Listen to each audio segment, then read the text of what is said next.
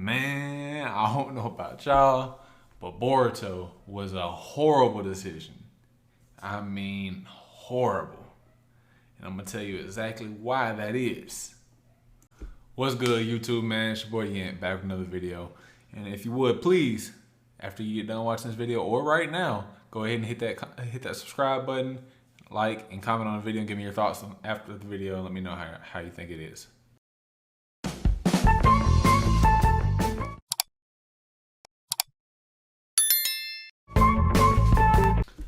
All right, so let me walk the intro back. Okay, I worded it wrong. Boruto isn't horrible. I just think it's been horribly implemented.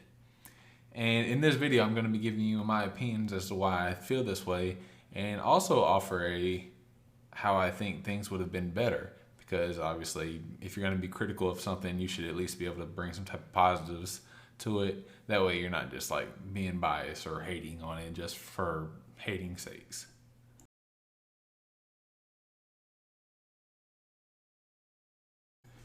And to start off, we might as well start off with the elephant in the room, is the handling of old generation characters from obviously the Naruto series. That basically is the only reason Boruto has a platform to begin with.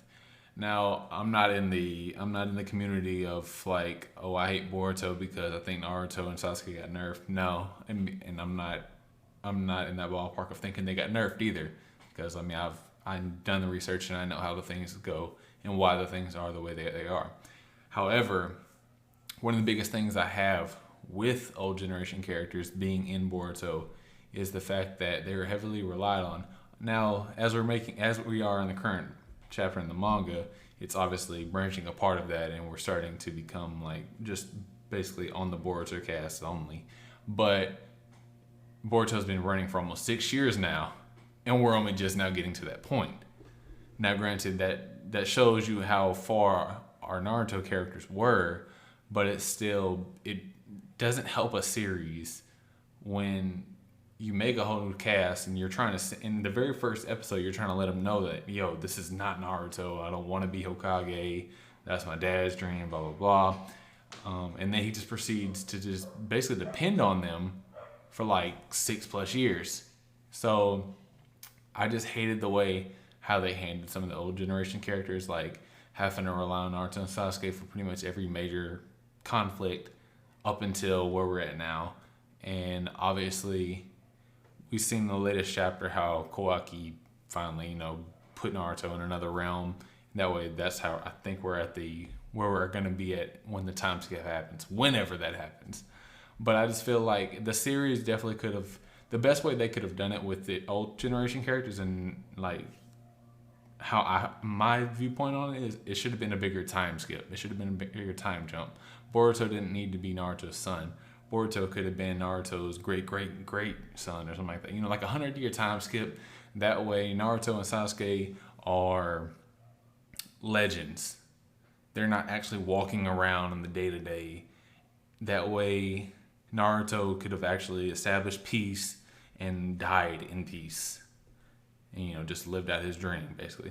Whereas now you're running to the thing where you're kind of tarnishing his dream and his legacy, because it's kind of like how the other Hokages went, where they start off good and then things go bad. Like Tsunade, or Tsunade's case was kind of backwards, where it started good, or it started bad, got good, then went bad again, But Kakashi's the only person. It's funny, Kakashi's like one of the only people that was just like straight chilling. Obviously, they had the minor things here and there, but regardless, I just think that it would have been better for them to space out things. That way, you don't have to worry about fitting in these old generation characters. Now, I get it. A lot of the reason people watch Boruto is for those cameos of the characters that they grew up loving. And I understand that, but I just feel like you're doing them a disservice and you're ruining the legacy that was set by them. And I get it that Kishimoto gave the okay to like do whatever you want with any Naruto character, but I still feel like that kind of stomps on the fans, long-term fans. You kind of lose them sometimes.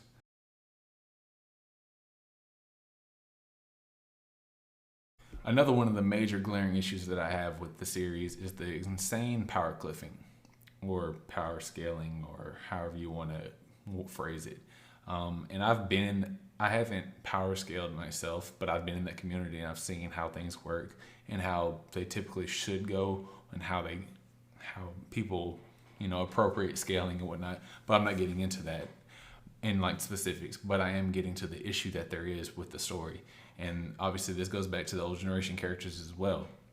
It's that we're getting to power levels where it's kind of like how Dragon Ball to Dragon Ball Z got insane, and then obviously Dragon Ball Super. And I get it, it's a shonen, it's a battle shonen, and that it's meant to happen. But when you're going from, Boruto, I get it, he's supposed to be a genius, to literally no time skip, no intense training, he's already surpassed his father, who was. People don't want to give Naruto that he was a genius, but he was a genius. He worked super hard, but he was also a genius too, because the stuff that he picked up on was insanely fast and insanely quick. Obviously, you can thank Kurama for that as well, but nevertheless, he was a genius in his own right, just like Sasuke was.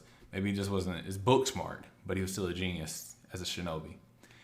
But the biggest issue with it is literally that you just have, and I get it, the karma is another issue that I have too. It's like a plot device. It's just there to make the character strong enough to make sense.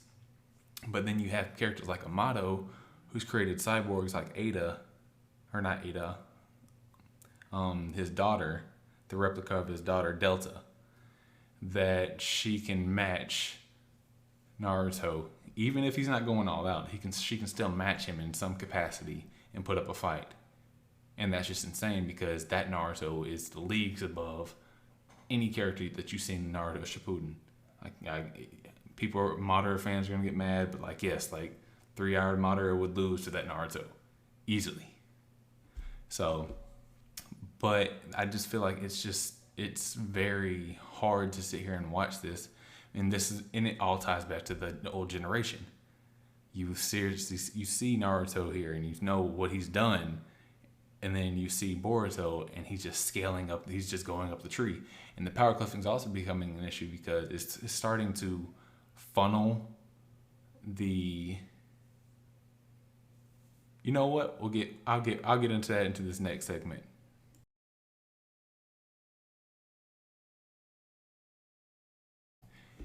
And by far the most agonizing, most annoying aspect of Boruto is this obsession of Otsutsuki and how the powers of them work. And this is what I've alluded to in my previous segment about the power cliffing, is when you're getting to the point where you have Kawaki and Boruto as Otsutsuki members, basically, at this point, because of their situation. And you have characters introduced like Ada, that supposedly being an Otsutsuki is a counter to her. Now, and this also opens the door for the author has to sit here and do retcons, and has to, try and cover his ass later on in the chapters. And the biggest example of that is Damon. Now, Damon was introduced in chapter 59. And in chapter 59, in this panel, you'll see that he was attacked by some of the lab's guards. He is not, I want you to pay attention, he is not touching them. If you go back and look, he is not touching them. And he's able to use his ability on them, which basically is if they want to cause harm to him or try to harm him, they harm themselves. Now, he does not touch them.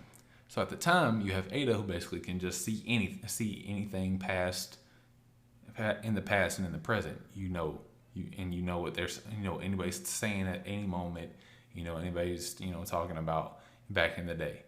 So those are just two insane abilities that you just, and also that Ada, she enchants anybody around her. So basically, she can just influence anybody. So if she just gets in a room with you, you can't harm her. And you're just going to basically do whatever she says. So, right off the bat, two insane characters with insane freaking abilities that makes no sense on how our characters are going to be able to combat with them. And then, boom, You get the Damon revelation, or I like to put it, Damon retcon, where in chapter 71 they say that, oh, Damon's secret is he has to be touching you with his palms. That's how his ability works, which clearly is a retcon because in chapter 59 he wasn't touching those characters that he performed those feats on.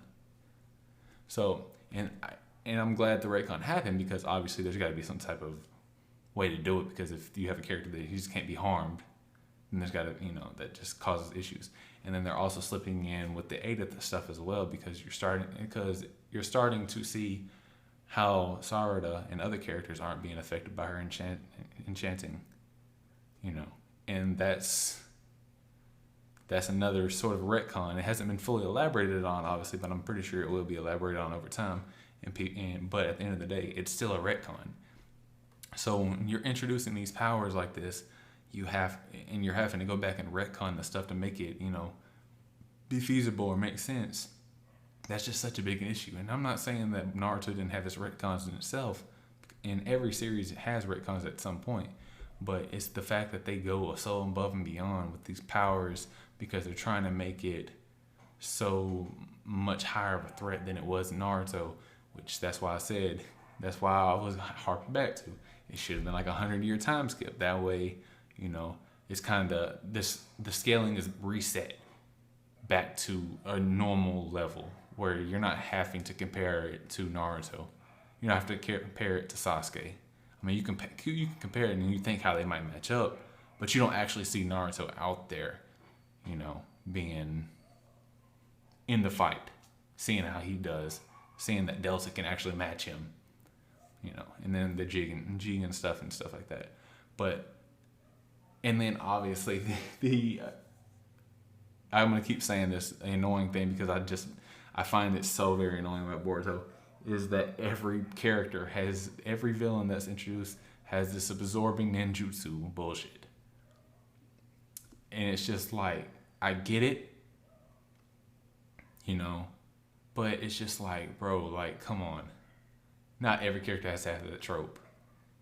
And it's just, there's so many issues with that. And it's just like, it's not creative.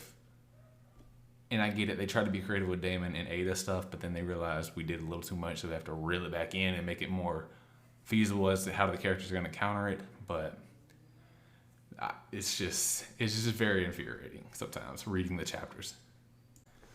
So to reiterate on my point at the very beginning of the video, Boruto, in my opinion, is a trash manga. But I still read it month to month when it comes out because obviously I'm a Naruto fan. I grew up a Naruto fan. I care about the Naruto series. And Boruto is a sequel to that series as well. And I'm going to still follow it. Is there interesting things that happen during Boruto? Yes. Is there some things that are cool in Naruto? Yes. Boruto, sorry. But it's the fact that the series just was not necessary. I'll always look at it as a milk, like just milking the thing. And I'm gonna look at it the same way if people make the jokes all the time about One Piece becoming Two Piece, having a sequel. And I would think it's dumb too. But would I pay attention to it?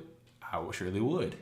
But nevertheless, if you're a Boruto fan, that's great.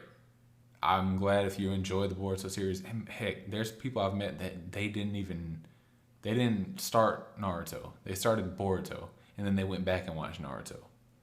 And there's some people that just only care about Boruto, and that's great because at the end of the day, whatever you find entertainment in, whatever you find passion with, like reading and watching, that's great. And I applaud that because not everybody has the same taste. This is not to bash anybody that watches Boruto or read Boruto. This is just giving my personal opinion on what the series is, why I think it isn't good, and how I think it could have been better. Obviously, me saying what could have been done to make it better doesn't really change anything because you get what we get. But I'm just adding my own little perspective on it because if you're going to complain about something, you might as well try and give something positive to how could you have done better. So, but the series, like I said, it's still a sequel to Naruto. I'm still gonna pay attention to it. I'm gonna follow it until it finishes. Hopefully soon. Since we just see Naruto get sent to another dimension, so eventually we'll see the Kawaki and Boruto time skip scene that we see at the very beginning of the series. But yep. So let me know how you think my opinion of the series is. And, maybe if you trash me for it, maybe you applaud me for it. Maybe you just have slight disagreements, slight agreements. Just let me know, and please go ahead and drop a like and subscribe. And I'll see you on the next video. Peace.